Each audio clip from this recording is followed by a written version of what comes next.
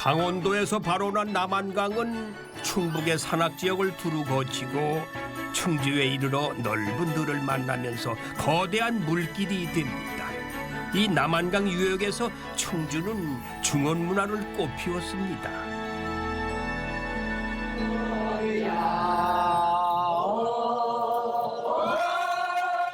이 땅에 철도가 놓이기 전까지 목계 나루는 남한강을 이용한 물류와 교역의 중심지였습니다. 동해에서 생선이나 서울에서 소금이 들어오면은 일주일 동안 장이 서곤했는데요. 조선 후기 가장 큰 내륙 항구였습니다. 야, 역시 여름에는 물이죠. 와, 이 긴 강, 이게 어디야? 대한민국의 중심고울이라고 그러는데. 안녕하십니까? 대마기행 길 떠나는 최주봉입니다. 오늘 저는 충청북도 충주에서 다시 한번 정중하게 인사드립니다. 분명 이곳 충주는 바다가 없는 내륙 도시지만은 이 충주 이론에요, 무려 4개나 되는 아주 굵고 큼지막한 물줄기가 가로지르고, 그리고 충주를 대표하는 명소마다 수려한 물줄기를 끼고 있어서 물의 도시라고 불리우는 충주입니다. 그래서 오늘은 물과 함께 흘러온 역사를 간직한 충주를 한번 둘러볼까 합니다. 시청자 여러분, 저와 함께 물을 따라 한번 가보시죠.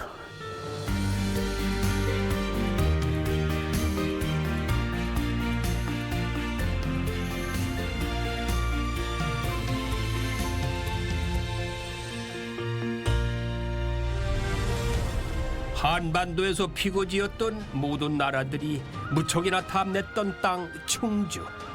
수로와 육로가 지나가는 국토의 중심지를 차지하기 위해 각축을 벌였고, 그러다 보니 각 시대의 역사가 고스란히 담긴 문화재가 많이 남아 있습니다.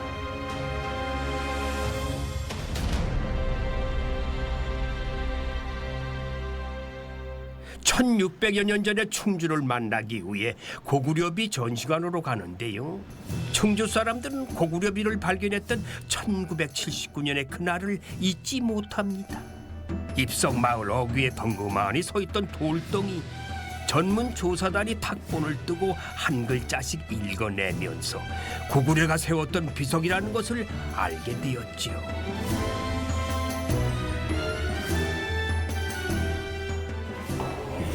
무덤 아니란 말이죠. 네네네.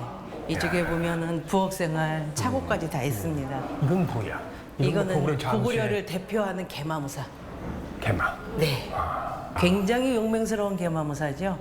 이 개마무사가 있기 때문에 고구려 그 영토를 넓은 것도 차지할 수 있었던 것 같아요.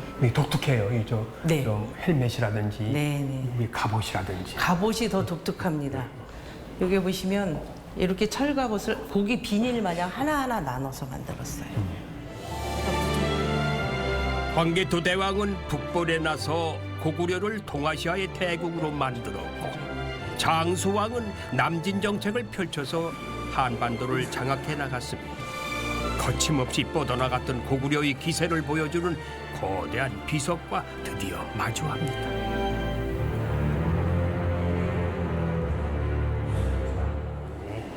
고구려의 모든 문화재가 여기에다 집중되어 있군요. 제가 알기로는 한반도 이남에는 고구려의 문화재가 흔치 않다고 얘기 들었거든요. 네. 그런데 이 충주에 고구려비가 남아있는 의미는 뭘까요? 왜? 고구려 때 남쪽으로 영토를 넓히기 위해서 장수왕이 남하정책을 쓰게 되죠. 장수왕이? 네. 그런데 충주를 남하정책의 전초 기지로 삼기 때문에 이곳에 비가 남아 있는 것입니다. 근데 보니까요, 이 비가 마모가 돼가지고 네. 글씨인지 그림인지 뭘 분간을 못하겠어요. 네, 맞아요. 그런데 이게 무슨 내용인지 알 수 있나요? 아, 그렇죠. 지금은 기자재가 좋다 보니까 예. 학자들이 많은 도구를 이용해서 글씨를 탁본을 하게 되고 찾아내게 되죠. 그래서 글씨를 찾아내 보니까 예. 이렇게 앞에 보시는 것 같이 이런 글씨들이 있습니다. 5월 중 고려 태왕의 조왕께서 영 뭐라고 신라 매구망 세세토록 형제같이 지내기를 원하여 서로 수천하려고 동으로 왔다. 이 글을 가지고 다 이렇게 풀이를 해보니 장수왕이 전초기지로 삼으면서 충주에 와서 있으면서 신라와 서로 우리는 형제같이 지내자. 서로 외교를 했던 이런 이야기들이 쓰여져 있습니다. 아, 그래요? 네. 여기에 보시면 조왕이라는 말이 나오죠? 네, 조왕. 예. 장수왕을 조왕이라고 지칭한 사람은 누구일까요? 손자겠죠? 할아버지. 그러니까 곧 손자가 이 비를 만들었다는 거죠. 아, 손자가 만들었다. 예. 장수왕의 아들은 아버지가 98세까지 임금을 하다 보니까 아버지 앞에 죽는데요. 아버지보다 먼저 세상을 네, 떠났군요. 네. 그래서 장수왕의 손자인 문자명왕이 네. 할아버지의 업적을 기리기 위해서 충주인 이곳에 전투기지로 삼았던 이곳에다 비를 세웠다 이렇게 보시면 됩니다. 아, 그래요? 충주를 차지했던 70년 동안 고구려는 용맹하고 호방한 기상을 이 땅에 남겨놓았습니다. 남한강 바로 옆에 중앙탑으로 불리는 또 하나의 국보가 있는데요. 충주 탑평리 7층 석탑입니다. 신라가 차지했던 영토의 가운데 지점을 찾아서 세웠다고 전해지는데요. 신라의 전성기를 가늠할 수가 있습니다. 조선시대의 성탑 중에 국보가 딱 하나 있는데요. 청계산 중턱에 있는 청룡사지 보각국사탑입니다. 태조 이성계는 왕가의 석공도를 보내서 사리탑을 세울 만큼 보각국사를 존경했다고 합니다.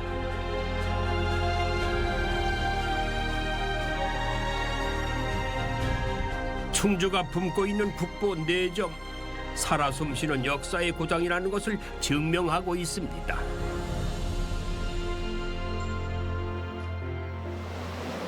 이어서 오락산 자락에 있는 미륵 대원지로 갑니다.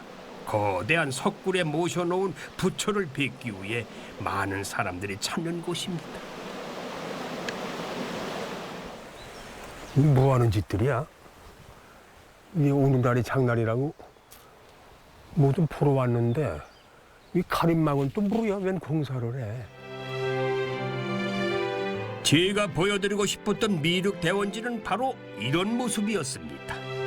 유일하게 북쪽을 바라보는 절토와 온화한 부처의 모습, 저절로 경건해집니다. 아니 지금 보니까요 이 불상이 무슨 문제가 발생한 겁니까? 불상은 크게 문제가 없고요. 예. 주변의 석축이 그동안에 홍수나 아니면은 옆에 이제 작은 개천이 있거든요. 이 개천에서 물이 들어와 갖고 그 구조 역할을 했던 돌은 그냥 남아 있고 흙만 전부 빠져나갔어요. 아하.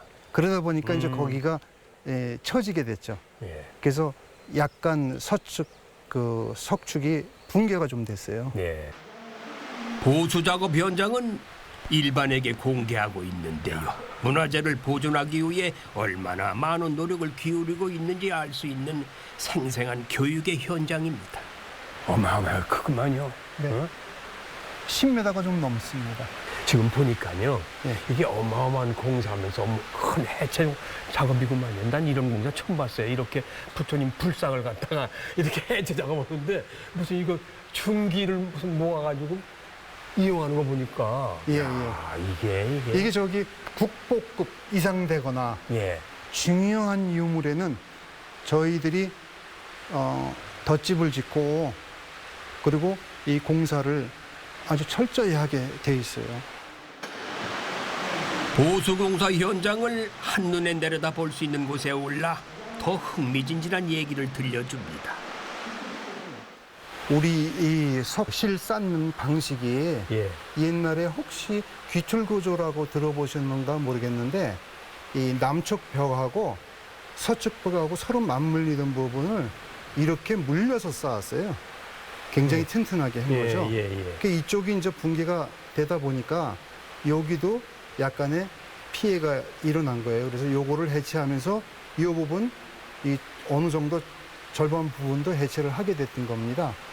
그래서 한 층 한 층 해체하면서 전부 3D로 찍어서 자료화해 놓고 그거 가지고 저희 문화재에서 가장 중요한 과연 원형이 어땠었나 하는 원형 보증이 굉장히 중요합니다. 그렇겠죠. 예. 그래서 돌 하나하나를 저희들이 고려시대 때 그분들이 쌓았던 네. 그 방식대로 전부 밑에서부터 하나하나 쌓아보는 과정을 거쳤습니다. 예. 그걸 가지고 구조 안전성 검토를 해봤습니다. 그래서 그거는 저희들이 컴퓨터로다가 구조 계산을 해갖고 이게 만약에 10년이 흘러가면 어떻게 될 것이며 20년이 흘러가면 어떻게 될 것인지 거기에 대한 검토를 쭉 해봤죠. 그게 지금 현재는 거기까지 해봤습니다. 예. 석신을 해체하면서 나온 부재들은 200여 개나 되는데요. 오염 물질을 제거해서 잘 보관하고 있고 갈라져 있던 부재들은 접착제를 사용해서 복원해 두었습니다.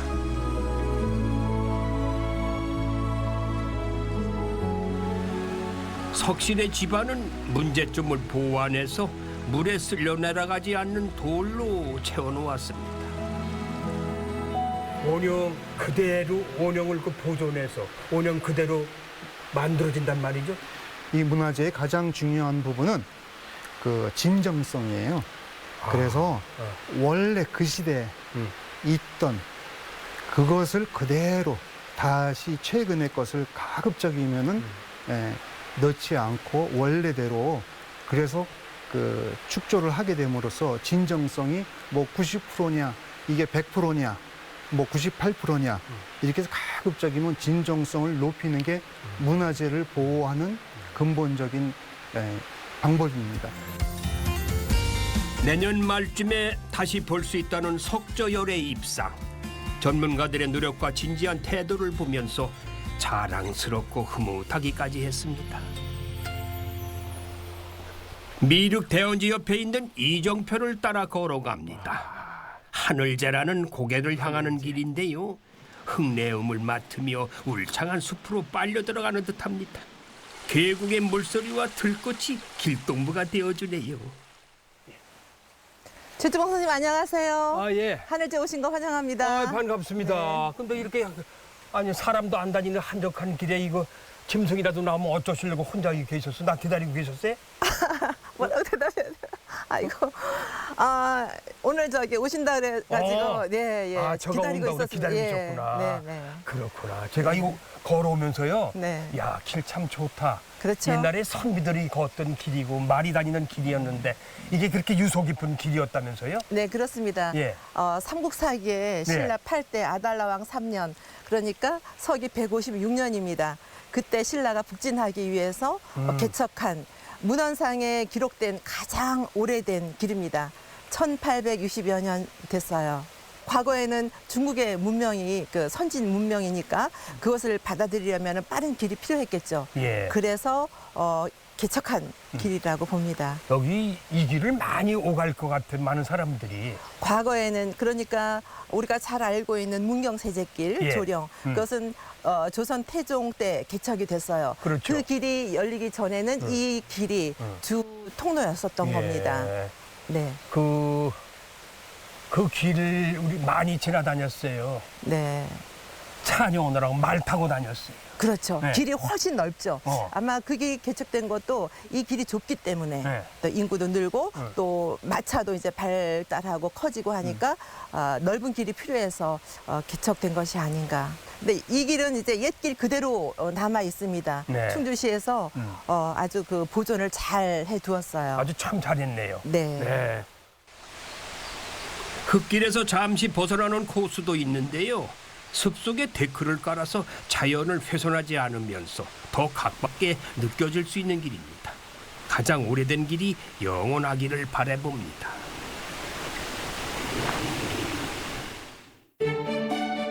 자, 이제 온천 1번지로 불리는 충주 수안보로 이동합니다.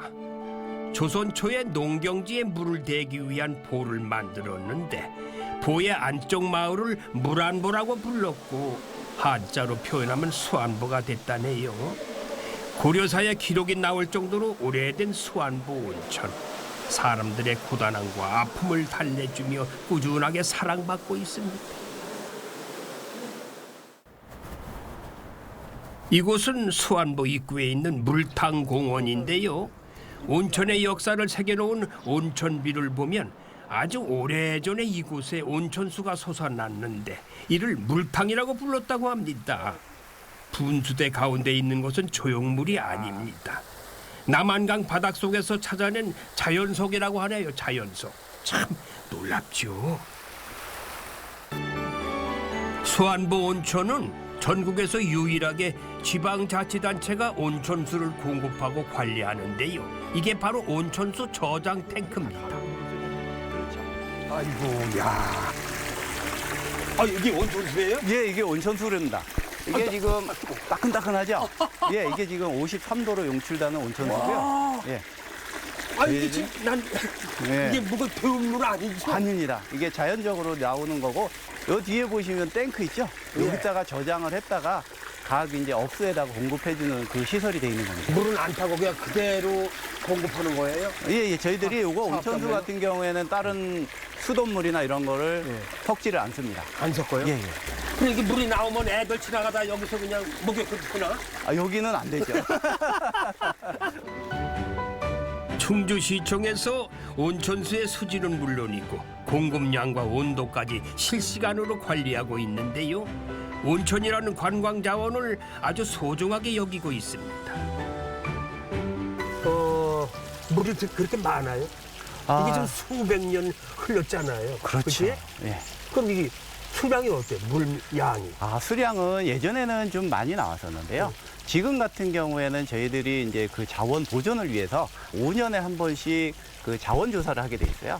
그래서 하루에 2,000톤씩 그 양수량을 결정이 돼서 2,000톤씩 푸고 있고요. 해마다 봄이 되면은 수안보에서는 축제가 열립니다. 수안보 온천을 널리 알리기 위해서 35년째 이어오고 있지만은 분위기가 예전 같지 않다는군요.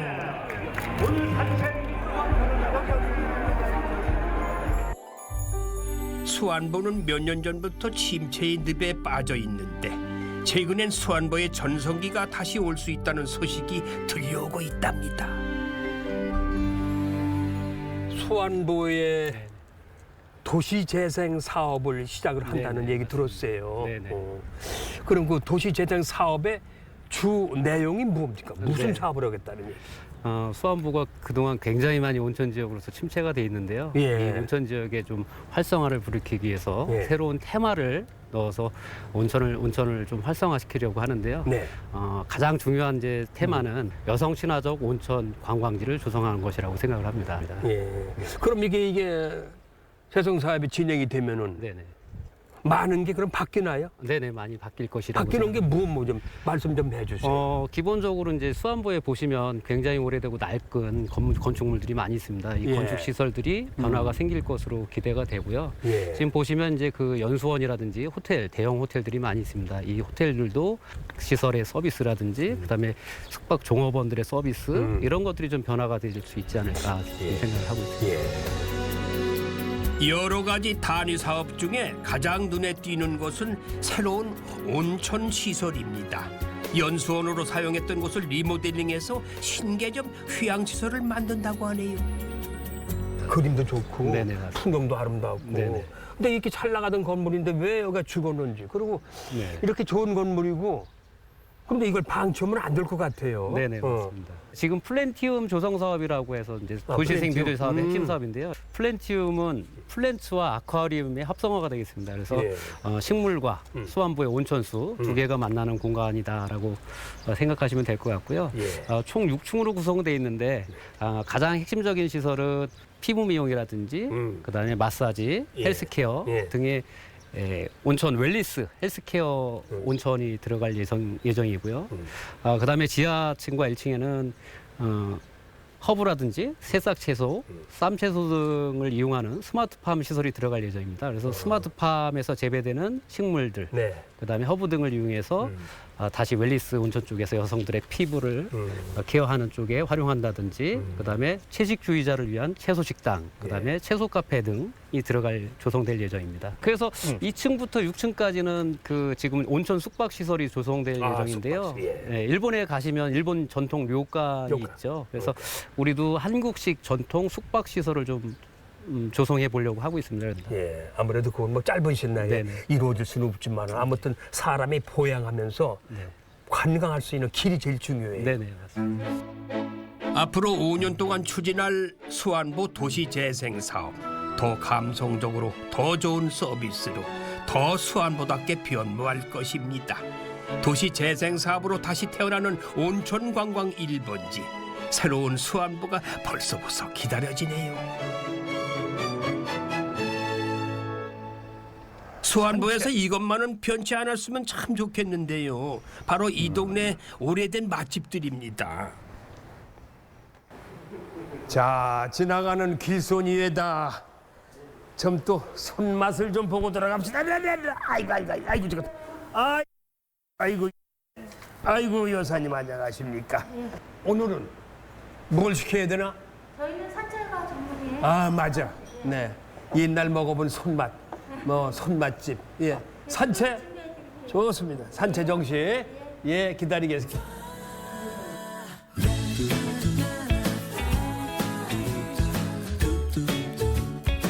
우와. 아니 이게 이게 반찬이 한 몇 가지예요 이게? 아니, 총 30가지가 됩니다. 30쪽 반상이라 그럼. 네. 그럼 만약에 반찬이 바뀌었다. 다른 반찬이 나온다. 이게 안 나오고. 예. 그럼 거기도 그 이름이 그럼 다시 새겨야 될 거 아니에요? 예, 새겨져 있어요. 새겨져 있어요? 예. 내가 뭘 제일 먹고 싶은가 하면은 뭐 추나물. 뭐 항상 먹는 거지만은 이거는 어디서 캐신 거야? 따오신 거야? 예, 여기 월악산. 오락산. 예, 여기 월악산에서 직접 채취해요. 그 여기서 다 나는 이 나물 하나하나가 다 그래 여기서 예, 다 나는 거야? 예. 다 자연산이네. 그렇죠.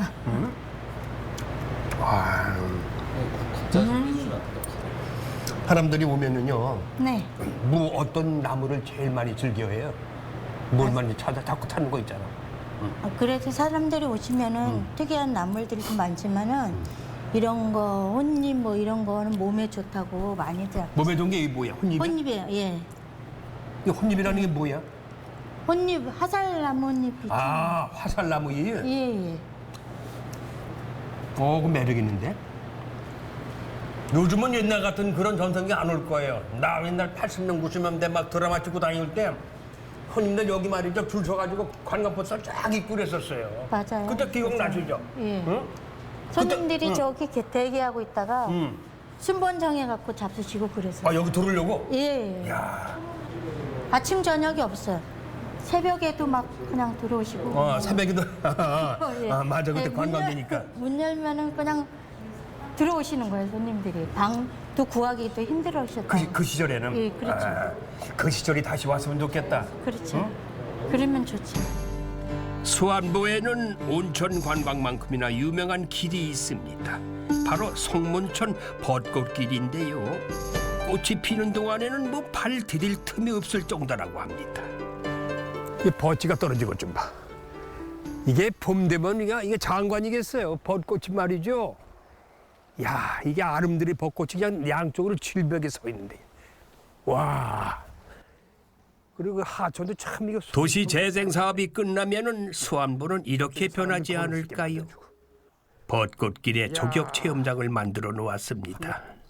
이거 피곤한. 야, 이 수안보에서 이게 무료 모양인데 일단은 여기서 발을 씻고요. 온천수로 조격을 한다. 여행자들에게는 최고의 선물이 되겠죠. 우와, 물 뜨겁다. 뜨거워. 누가 안 뜨겁다 그랬어? 이모 여기 안 뜨거운데. 여기가 참 시원한데요. 여기에서 물이 나오거든요. 와, 여기 뜨거운데요. 어디가 뜨거워요? 여기 앉아. 그렇지. 따끈한 온천수의 느낌이 참 좋은데요. 동네 사람들과 여행자들 사이에 자리를 잡아봅니다. 근데 우리는 여기 넣으니까 뜨거워가지고 하루에 한 번씩 오신다고? 예, 한 번씩 와요. 예. 꼭 와요. 혼자 오세요? 아니면 혼자 오죠. 왜 아니 바깥 양반 안 모시고? 바깥 양반은 바빠서? 바깥 양반 없는 이제 그 바깥 양반 놔두고 내 혼자 와요. 그래요. 이런 데올 때는 혼자 오세요. 뭘 복잡하게 둘이 와. 뭐가 여기는 이거 종교가면 뭐 어디가 좋을 것 같아요? 좋은 거는 이제 우리 엄마들은 좀 나이가 있다 보니까 예. 좀 건강에 좋죠. 좀 살다리가 이제 좀 많이 아프고. 혈액순환 잘 되고 이런 다리 아프고 그런 거 괜찮을 거예요. 네, 네. 내가 지금 종아리가 아픈데 이거 당근 괜찮을까? 온천수에 발을 담그고 살랑살랑 불어오는 바람도 맞고 시간 가는 줄 모릅니다. 생각하지도 못한 호사를 누리며 첫날 여정을 일찌감치 마무리합니다. 그렇죠. 그런 효과를 얻을 거예요. 물길 따라 떠나는 충주 여행. 둘째 날은 맑은 계곡물에서 출발합니다. 이게 지금 만수계곡이죠? 네, 만수 이제 먹지 계곡이에요. 않을 것 같아. 우리 아들이 만수인데. 만수야. 그래서 만수계곡. 네. 만수야. 네. 이제 먹지 않을 것 같아. 이게 만수계곡에 왜 이 자연학습 관찰로를 따로 만든 이유가 뭐예요? 그대로 놔둬도 괜찮은데. 원래 이곳이 풍경도 보시다시피 아름답잖아요. 그리고 또 물도 굉장히 맑기 때문에 예전부터 많은 사람들이 찾아와 주셨는데 그런 사람들에게 조금 더 좋은 환경과 또 쾌적하게 길을 다니실 수 있도록 길을 조금 더 정비를 해서 저희가 자연 관찰로를 만들었거든요. 그리고 뭐 저희가 또 특별한 것이 여기 무장애 탐방로가 있는데 네. 여기 다 무장애 탐방로거든요. 예. 말 그대로 장애가 있으신 분들, 뭐 거동이 불편하시거나 뭐 휠체어를 타시는 분들이나 아니면 유모차를 끄시는 분들도 편안하게 다니실 수 있도록 예. 길을 이렇게 조성을 해 놓았어요. 잘 만들어냈어요. 네. 기가. 숲과 물의 맑은 기운을 들이마시면서 계곡을 한 바퀴 돌면은 만수무강한다고 그래서 만수계곡이라고 한답니다. 자연 관찰로는 다양한 테마로 가꿔 놓아서 걷는 게 즐거운 길입니다. 야생화 단지에 들어서니 더욱 신이 납니다. 이건 맹문동이고. 이거 비비추. 오, 너무 잘하시는데요. 네. 비비추. 맞아요. 저건 망초. 맞아요. 이 꽃들은 이 야생화들은 무언가 이 야생화는 예. 큰 까치 수염이라고 예. 불리는 야생화인데요. 예. 지금 모습을 보면은 까치의 그 모습하고 또 까치의 그 깃털이 약간 흰 수염 같이 생겼잖아요. 이거 네, 그래서 큰 까치 수염이라는 이름이 큰 까치 붙은 수염? 야생화예요. 네. 큰까치 수염. 네. 근데 저희가 또 시기상 지금 꽃이 많이 지긴 했는데 이게 네. 계절에 따라서 네. 꽃이 또 피고 지는 게 다르기 때문에 그렇죠. 여기 많이들 오셔가지고 이렇게 보는 것도 하나의 볼거리가 아니지 싶어요.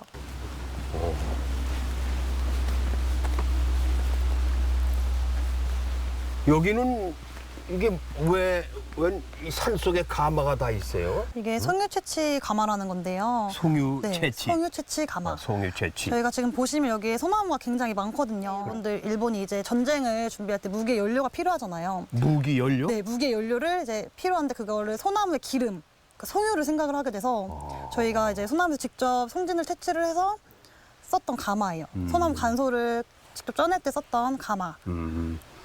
자, 야, 이 나무는 왜 이렇게 상처를 받았어? 우리는 이 소나무를 고통받는 소나무라고 부르는데요. 고통받는 소나무. 네, 고통받는 소나무. 송진을 채취했을 때 상처가 이렇게 깊게 나가지고 이 소나무가 스스로 상처 치유를 하려고 딱지로 수피로 덮으려고 했는데도 상처가 너무 깊어서 이렇게 흔적이 남아버린 소나무입니다. 못 쓸 사람들. 이게 여기다 꽂은 모양이야. 네, 맞아요. 서로 그래서- 꽂혀가지고 이 꼬챙이로 네, 송진 그걸 추출을 송진을 한 거죠. 그 빨아내는 거지. 네네. 이 상처받은 소나무가 여러 군데가 있겠죠 또. 네, 이곳에서 이런 행동을 일본들이 많이 자행했다는 것을 보여주듯이 여기 관찰로를 많이 돌아보시면은 네. 이렇게 고통받는 소나무들을 굉장히 많이 쉽게 보실 수가 있어요. 그래요? 네. 여러. 그래도 말이죠. 이렇게 커가지고 참 자랑스럽잖아요. 네, 소나무. 맞아요. 얼마나 자랑스러워.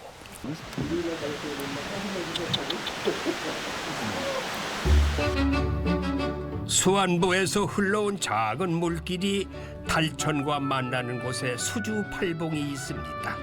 일제 강점기의 농지 개간을 위해 산줄기 중간을 잘라버렸고 합수머리는 폭포가 돼버렸습니다. 몇 해 전에 끊어진 수주팔봉을 출렁다리로 이었는데요. 소문이 나면서 그냥 새로운 명소로 떠오르고 있어요.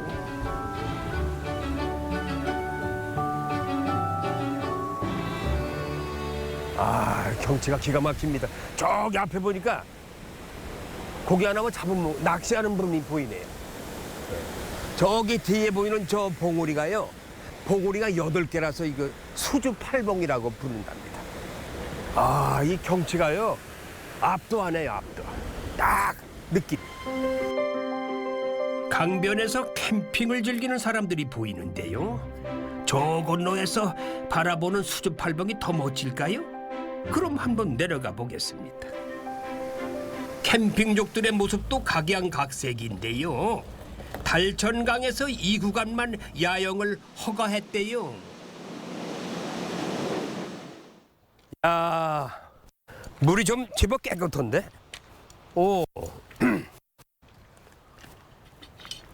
뭐 하세요? 맥주 한잔 하고 있어요. 맥주 한 잔? 아니, 더워가지고 더운데 이거 무슨 백주에 맥주 한 잔 하고 오셔. 예, 어디서 오셨어요? 서울에서. 서울에서 일 오셨어? 근데 뭐 오토바이 타고? 야, 몇 시간 걸려요? 3시간? 3시간? 아, 왜 빨리 오셨네. 어이구, 혼자 오신 거예요, 뭐야? 네, 혼자 왔어요. 어떻게 혼자 다녀? 아, 왜 함께 다니는 사람 없어요? 왜 혼자 다녀? 하기야 이렇게 쉬는 것도 이것도 힐링이야. 아이고. 자, 푹 쉬세요. 고맙습니다.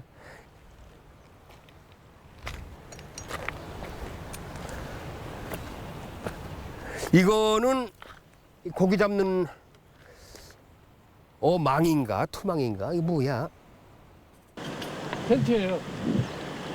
잠자는 거예요. 난 저기다가 이렇게 놓으면은 물길 따라 물고기가 들어가는 줄 알고 야 이런 것도 있구나 했더니 이것도 사장님 거야? 네, 이거 왜 가져오셨어? 자려고요. 이게 저 침구구나. 죄송해요. 난 이게 고기 잡는 건 줄 알았어. 아이고 이런 바보. 마을로 가는 길 노랗게 익은 보리밭이 발길을 붙잡네요. 야, 이 보리 참 아주 실하게 연그렀네. 예? 벌써 수확대가 다 된 모양. 무엇이든 이렇게 잘 자란 녀석들을 보면요 쓰다듬고 어루만져주고 싶어져요. 보리밭 사이길로 걸어가는 드넓은 밭 저 멀리 농부 한 분이 보입니다. 혼자서 무언가 열심히 심고 있는 듯한데 다가가서 한마디 건네볼까 합니다. 아이고 안녕하세요. 아이고 안녕하세요. 반갑습니다. 잠깐만. 예, 뭐 심으시는 거예요? 예, 콩 심어요. 콩? 예, 이 넓은 땅을 다 이 콩 심는다는 거예요? 예. 어? 이게 몇 평이나 되는데? 여기 1200평이요. 근데 왜 이렇게 1200평이나 이 콩을 재배하세요? 저희가 이제 콩 요리 전문점, 콩 두부 전문 식당을 해요. 콩 요리 전문하시느라고 이게 예. 넓은 땅을 이용하시는구나. 아주 힘드시겠어요. 아니, 그렇게 힘 안 들어요. 근데 이게 지금 콩이 들었어요? 예, 서리태 같아. 서리태. 아 그렇죠? 예, 그 제가 한번 파종 좀 해볼까? 예, 예. 이렇게 잡고 그냥 이렇게 밀고 가시면 돼요. 줄 따라서. 줄 따라서 밀고 예, 가면 이쪽으로 들이셔서 이 줄 밑으로. 줄을 줄 밟지 밑으로? 마시고. 아 밟지 말고. 예. 이게 그럼 똑바로 세워야 저 뉘우고 예. 그냥 쭉 가시면 돼요, 그냥. 이렇게. 콩 떨어지는 게 보이잖아요. 보여. 예. 들어간다. 예. 그래서 오케이. 뒤에서 밖에 굴러가면서 콩이 묻히잖아요. 바퀴로 또 묻히고. 예. 야 이게 아이고. 아이고. 밥 빌어 먹겠다. 아이고, 무언다고 내가 또 여기 와서 이거. 아이고. 오늘 콩 심으셔야 되는데. 고만내는 아낙네야 배적삼이 흠뻑 젖는다. 그건 콩밥 멜 때고 이건 지금 콩 파종 올 때 그 노래가 좀 안 어울려. 밭일을 어지간히 마친 농부를 뒤따라서 마을로 들어섭니다. 돌아오자마자 두부를 만든다고 해서 구경 좀 해볼 참이에요. 불린 콩을 갈아서 가마솥에 넣고 장작불로 한 40분 끓이는데요. 이렇게 날마다 옛날 방식 그대로 두부를 만들고 있다고 합니다. 두부 만드신 지 몇 년 되셨어요? 한 20년 됐습니다. 20년이요? 예. 여기서만? 여기서 이제 현재 한 10년 됐고요. 예, 여기서 10년. 이제 그 전에 이제 어릴 때는 이제 부모님 옆에서 보면서 배웠고, 예. 일부에 나갔다 이제 내려온 지 한 12년 됐습니다. 아, 내려오신 지? 콩물이 충분하게 끓어올랐지요. 곧바로 자루에 들이붓고 짜내야 합니다. 콩물이 식어버리면 짜내기가 어렵거든요. 주걱으로 힘껏 눌러가면서 콩물을 걸러내는데 자루 안에 남는 것은 바로 비지가 되는 겁니다. 두부 만드는 과정을 보니까 어떠세요? 밥상 위에 올라온 두부 한 모도 허투루 여길 게 아니다. 이런 생각 드시죠? 이제 간수를 넣고 응고시키는데요. 살살 저어주어야 식감 좋은 두부가 나온다네요. 보이세요? 뭐 일어나는 게? 예. 이게 이제 조금 더 있으면 이제 제대로 몽골몽골 돼가지고 순두부가 될 것 같아요. 예, 여기 이제 순두부 다 됐습니다. 거의 다. 예. 이럴 때 딱 그냥 한 그릇 먹으면 이거 완전 예비군 나가서 향토 예비군들 훌 맞기 전에 이 순두부 밑으로씩 내고 먹는데 말이야. 그 나래비 서가지고 쫙 완전 옛날 먹으려고 그 맛입니다, 이거. 이거 뭐 이거 식사 대용이죠. 누가 이거 먹고 뭐 밥도 먹겠어요. 아유. 일단 드셔봐야 맛을 압니다. 그래, 맛을 봐야 맛을 알죠. 와, 이게 진짜 진또배기야, 진또배기. 순두부가 요기가 돼요. 배가 예. 안 고파요, 한 그릇 드시면. 아주 제격이네.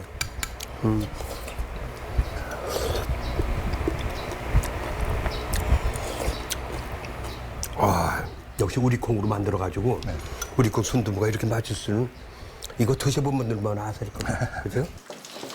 응고된 순두부를 틀에 넣고 누름돌을 올려놓으면 두부 한 판이 되는데요. 이제 안주인의 두부 요리 솜씨를 맛보러 갑니다. 와, 더운 날씨다. 우, 야, 이 냄새. 오늘도 또 한갑잔치 음식인데 딱 보니까 다 콩인데 순두부 콩비지 이거 뭐 이게 뭘까요? 그거는 비지장인데요. 이제 두부를 하고 남은 비지를 예. 발효시켜서 예. 옛날 맛 그대로 해서 비장을 띄운 거예요. 띄운 상태예요. 맛 좀 볼까요? 뭐 어디 떠서 먹어야 되나? 드셔보시겠어요? 제가 제일 좋아하는 게 비지예요. 네, 이거는 어디 가도 드실 수가 없고요. 예. 이거 두부를 바로 하는 집만, 아, 두부 하는 집만. 네, 두부 하는 집만 오리지널 드실 수 두부 하는 있는 집만. 네, 그런 예. 비지장이에요. 일반 비지하고는 조금 틀려요. 아, 역시 맛이 무언가는 아주 끌리는 맛이야. 이거 다 바깥 양반이 다 이거 만드신 거예요? 이 콩 만드신 거? 네, 남편이 농사를 짓고요. 이제 두부 같은 거 다 만들어주면 제가 그걸로 식재료를 사용해서 이용해서? 네, 이용해가지고 요리, 다 요리를 조리해서 하고 이렇게 있어요. 만드는구만. 네. 그리고 참 여기 무슨 맛집으로 선정됐어요? 네, 저희가 이제 충주시에서 이제 농가 맛집으로 선정이 됐어요. 이렇게 농가 맛집의 타이틀은 이제 내가 직접 농사를 져가지고 네. 그거를 식재료를 사용을 해가지고 이렇게 제공하는 집이에요. 네, 충주에서 많지는 않고요. 한두 집 정도. 아, 돼 충주시에서 있어요. 한두 집이요? 충주에서. 충주에서? 네. 와, 이게 두부김치죠? 네, 김치는 묵은김치인데 볶은 묵은김치. 거예요. 네, 볶아서 이렇게 먹으면 맛있어요. 이렇게 볶아서 네. 두부김치.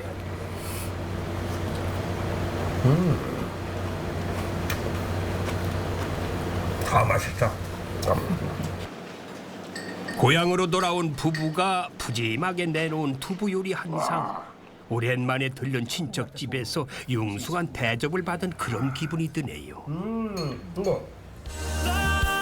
물길 따라 걷다 보니 충주호까지 왔는데요.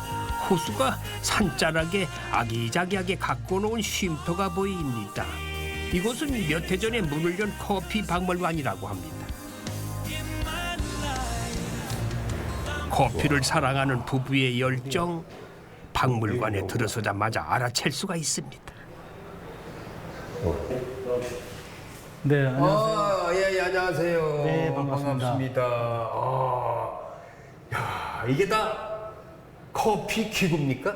그 커피에 관련된 전반적인 그 옛날 기구들을 전시해 놓은 공간으로 보시면 되겠습니다. 이거 사셨어요? 네, 뭐 물론 다 그냥 구할 수 있는 것들은 아니죠.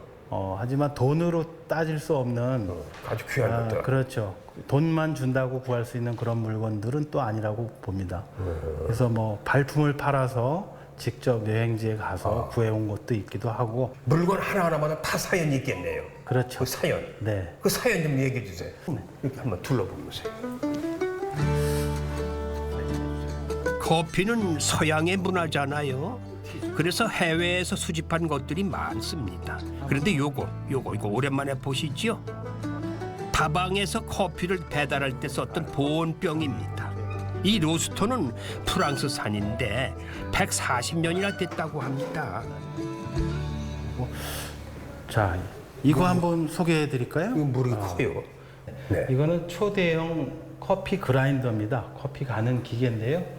이 당시 한 140년 가까이 전에 그 미국에서 그 대량으로 커피를 가는 그런 기계가 필요했는데, 그래서 커피를 여기다 놓고 볶은 걸 놓고 요 수레바퀴를 회전 방향으로 돌려주면은 여기서 갈려져서 요 밑에 통으로 내려와서 이거를 깡통에다 진공 포장해서 시중에 판매를 했던 그런 공업용 커피 그라인더로 보시면 되겠어요. 예. 어떤 분들은 혹 가다가 이거 커피가 아니라 빙수 가는 기계 아니냐. 예, 빙수 가는 것 같아요. 말씀하시는 분들도 있는데, 어렸을 때 저도 이런 빙수 가게에서 이런 다리에 맞지. 팥빙수 하는 그런 기계가 이거와 비슷했었어요. 예. 선생님, 지금 네. 저기 위에 있는 주전자가 어느 나라 제품 같습니까? 거기 저 유럽 거 같은데. 네, 저기 이제 재미난 그 사연이 있는 주전자라고 보시면 되겠습니다. 한국 주전자입니다. 저게 1970년대 외국 바이어가 짧은 시간에 많은 양을 주문해서 빨리 보내달라고 하다 보니까 지금 은도금 상태가 조금 발했습니다. 그러니까 기술적으로는 빨리 만들다 보니까 조금 하자가 있는 것 같고요. 저 당시에 우리나라 100억 불 수출, 1000불 소득, 이게 딱 떠오르는 그런 우리나라의 그 시대적 그 조금 아픔이 있었던 그런 제품으로 보시면. 그럼 벼룩시장에서 찾으셨으면 아주 싸게 구입하셨겠네요. 그렇죠. 뭐 특별히 비싸게 구입한 건 아니고, 네, 그래도 어느 정도 가격은 지불했는데 처음엔 몰랐죠. 박물관을 둘러보니 이 부부 커피 마니아 맞죠? 이런 분들은 어떤 커피를 마실까요? 참으로 궁금해지는데요. 야, 저기요. 나 커피 박물관을 한번 둘러보고 왔더니요. 네. 커피가 땡겨. 아, 그러세요? 무슨 커피 한 잔 마시고 싶은데. 네. 근데 네. 무슨 과학 시간도 아니고 무슨 실험기구 갖다 놓으셨어요. 이게 무슨 저희가 테스트예요? 이제 일반 사람들도 쉽게 커피를 맛있게 내려서 마실 수 있는 체험을 많이 해요. 일반인들도? 그래서 한 번에 뭐 준비한 두 가지 커피 중에서 저는 에티오피아 예가체프를 선택했습니다. 그러면 제가 갈아놨거든요. 예. 한 잔 분량을 갈아놨는데 이렇게 한번 향을 맡아보세요. 네. 이렇게 맡아보면 신맛도 나면서 고소하게. 상큼한 아이고야. 맛이 많이 나고 구수한 그렇구나. 맛도 조금 나죠. 네, 예, 요거. 네, 여가지를 여기다 이렇게 평평하게 놓으시고요. 예. 제 손으로 직접 커피를 내려보기는 처음인데요. 살짝 긴장되지만 재미도 있네요. 여기 보면은 가장 맛있고 카페인이 덜 나오게 마시는 거는 초보자도 이제 기준으로 해서 3분 안에만 내리면 돼요. 그래서 3분이 지나면 카페인이 나오니까 그냥 이렇게 종이 빼고 안에만 적셔준다고 생각하시면 되세요. 시작. 달팽이. 커피를 내리는 시간에 따라 카페인이 나오고 안 나오고 한다. 물을 붓는 요령도 달팽이 모양을 그리면서 고르게 부어야 커피 맛이 더 풍부해진다. 남들 앞에서 뭘 좀 아는 척하기에 딱 좋은 정보입니다. 이제 3분 다 됐죠? 아, 이걸 내가 지금 내린 거니까 네. 맛을 좀 봐야 될 거 아니에요? 한번 뜨거 좀 진해요. 그렇죠? 진하다. 그다음에 여기다 부어주세요. 그냥 그러면 그러면 아이스 커피가 되는 거예요. 이렇게 해서 이제 보면은 요게 얼음을 맞아 넣어주면 그럼 이 에티오피아와 이 저 아까 말씀하신 콜롬비아요. 콜롬비아 네. 서로 특징이 있죠, 그죠? 특징이 나라마다 다 틀리고요. 네. 콜롬비아는 이제 여기 오신 분들이 기존에 많이 마셨던 커피, 구수한 커피, 누룽지 느낌 나는 커피, 그거를 원하신다 그러면은 콜롬비아를 권해드리고. 누룽지만 나는 거. 그래서 그거를 권해드리고 그렇지 않을 경우에 나는 이제 커피에 입문을 했는데 쓴맛을 싫어하고 좀 새콤하고 그런 느낌이 나는 상큼한 커피를 마시고 싶다 그러면 에티오피아를 권해드려요. 에티오피아. 네. 서로 특징이 맛이 어떠세요? 다르군요. 네. 신맛이 좀 많이 신맛 나죠. 나요. 네. 아주 좋은 커피숍을 만드셨잖아요. 하나님께서는 앞으로 이 공간이 어떤 공간으로 태어났으면 좋겠다는 생각을 했어요. 저는 지금 보면 여기가 충주잖아요. 충주인데 저는 서울 토백이에요. 사실은 남편이 충주 사람이고, 근데 서울에서 가깝거든요. 근데 왜 안 오시는지. 그래서 서울 지역의 그 사람들이 좀 많이 왔으면 교통도 좋고 하루에 당일로 왔다 갈 수도 있고 그다음에 1박으로 즐겼을 때도 많으니까 그렇게 해서 많이 왔으면 좋겠어요. 많은 사람들이 찾아왔으면 좋겠다. 네. 앞으로 이 공간이 많은 사람들이 이용하고 또 애용하는 그런 공간으로 거듭나시기 바랍니다. 네. 아마 이 방송 보시는 분들 한 번씩 들릴 거예요. 감사합니다. 네. 커피의 역사와 문화부터 배우고 커피를 제대로 알고 마시려면 하루가 모자랄 듯합니다. 이곳에는 깔끔한 글램핑장도 있어요. 커피와 함께 하룻밤 머물다 갔으면 참 좋겠는데요. 와, 벽까지 좋네요.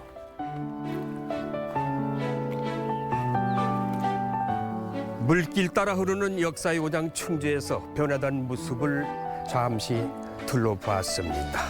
그 중에서도 분수처럼 치솟는 이 온천수를 자랑하는 이 수안보가 이 지역을 대표할 수 있는 보물이라고 저는 감히 말씀드릴 수 있습니다. 자, 앞으로 새롭게 태어날 수안보, 과연 어떠한 모습으로 태어날지 한번 기대해 주시기 바랍니다. 대마기행 길 수안보에서 인사드립니다.